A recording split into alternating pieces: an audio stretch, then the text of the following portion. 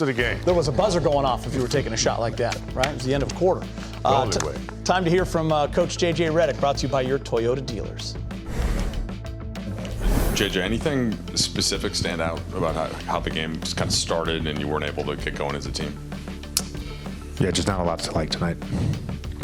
Where, you obviously had mentioned, right, you're going to emphasize that this happens sometimes when other teams are down, they find a way to rally around the flag. Did you feel some of that from the Hawks, or do you feel like this is more of your issue? Oh, they brought the requisite level of effort and urgency and physicality. I mean, we spoke about pregame about how you guys were in that position as the Hawks. We spoke about how much you guys have rallied and brought that energy. Is it even more disappointing to see it to kick off this road trip in that manner, considering you guys have done it so much to start? Yeah, very disappointing.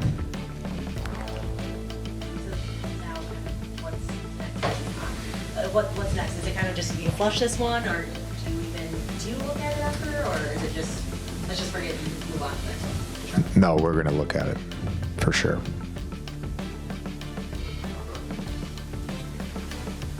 Was there a moment in that third quarter that you realized that this was not going to be one of those nights where at least your first unit was going to get that?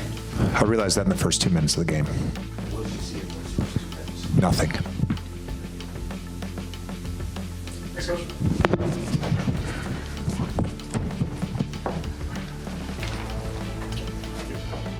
That is J.J. Redick right there, and you are a coach at any level. There are going to be nights after losses, especially in the NBA, James, when you got to go to the podium. There are going to be nights where you talk a lot because you have a lot to say, and there are going to be nights where you don't feel like it. Tonight's one of those nights, and hard to blame him. Well, I mean, Said he knew in the first 2 minutes. I think a coach knows better than anybody that out of 82 games, you're going to have one. Win or lose, he may be still a little bit disappointed in how the team played, regardless of who was on the floor. But there were nights where there's nothing to say. We saw what happened, and so I guess he just wants to get on and move on to the next one. Looked a little disappointed in some things, but that's just the way it is some nights. Yeah, I mean, what makes, in my opinion, what makes JJ really, really unique and fit for this particular job at this moment is like his obsessive personality around, like as an NBA player, I see a lot of similarities in like, you're not uniquely gifted and talented in a way that a lot of other guys are. Yeah. There's a gap between you and your better teammates. And the way you equalize that is just through like every single night. You find a way to bring max effort, max focus, attention to detail, game plan discipline, because that's the only way you can stay on the floor if you're not a top 75 guy. And I think his disappointment is coming from that there weren't enough guys that could find something tonight that would allow them to put that uniform on and really bring it. Not the win or loss, but that part is what, to me, frustrates and hurts him. Yeah, well said. All right, Jake LaRavia with 13 points. He's at the podium. JJ told us he'd tell, within 2 minutes that it just didn't think the energy wasn't there, whatever you want to call it. Do you feel that on the floor, and do you feel like there's a reason you guys weren't able to find it like you have the previous several games? Yeah, I mean, it's always up to that first group to come out and kind of set the tone, and I just don't think, we really did that today. We kind of came out and got punched in our mouth and didn't really have an answer for it. They just outplayed us at the end of the day. We struggled defensively. We had some turnovers that were, not very good, and they were scoring off the turnovers, which obviously doesn't help. At the end of the day, it's really just up to that first group that starts to come out and set the tone, and we just got to do a better job of that.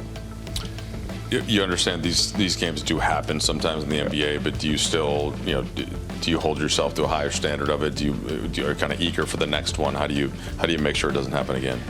Yeah, I mean, you just got to learn from it and move on. You got to understand that, this isn't the identity of this team. This game was an outlier of, the first 10 games that we've played, and, yeah, just to not let it break us. We're just going to come right back the next game and be ready to play. And then just for kind of find one specific thing, like defensively, was it the back line? Was it the lack of help just with them getting downhill so much and getting in the paint? Why was that happening? Yeah, this is just a team that cuts a lot off ball and just tries to get to the paint. And they had a really good shooting night the whole night, especially that first half. But yeah, team defensively and individually, we just weren't there. Jake, in terms of like pregame energy, like did you feel something like this coming on, or was it just didn't show up in the first 2 minutes? No, I mean I don't think we ever go into a game where we either we knew that they had guys out, but I don't think we're ever going into the game underestimating the team that we're playing against. We knew they were going to come out and play hard. Like we kind of knew what their game plan was going to be. We just didn't come out and execute what ours were supposed to be. I know you guys have been really proud of the connection you guys have built so far in these types of games when things aren't going well very early. How do you try to lean on your teammates to figure something out, like find some sort of spark? Yeah, I mean, you just got to communicate at the end of the day. This was a tough game. Like, again, this is kind of like just one of those games where the other team just kind of had it going, and we just couldn't find a way to kind of get over that hump. But when you find yourselves in these situations, you just can't let it break the team up and stop communicating with everyone. So you just got to communicate and make sure everyone stays locked in, which we didn't. But Lakers kicked off their 5-game road trip with Atlanta. More reaction ahead.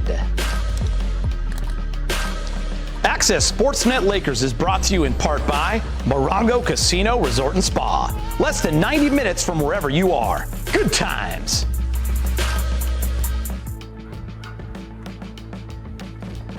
You got to double him. You cannot leave him one-on-one. Bryant for the lead. Misses. Gasol banks it in with 0.5 of a second remaining. Lakers by 1. Pau Gasol with the follow. So Pau Gasol puts himself in position to get the easy putback. Big time play by Pau Gasol. 7 on the shot clock. Gasol tries to pump fake. Left hand. Oh, and he jams it left hand. Wow. Pau Gasol with his 13th point. Chris, for a while, thought he was going to try to time it and block it, but the thing you forget about is he's a 7-footer. Wallace on Gasol. Backs in, spins, fake. Shot. It's good. Gasol got it to go. Timeout Celtics. Lakers by 6 with a minute and a half to play. Italy C.J. Miles for a triple. They're chanting for tacos now. That's the only thing we're talking about. Look at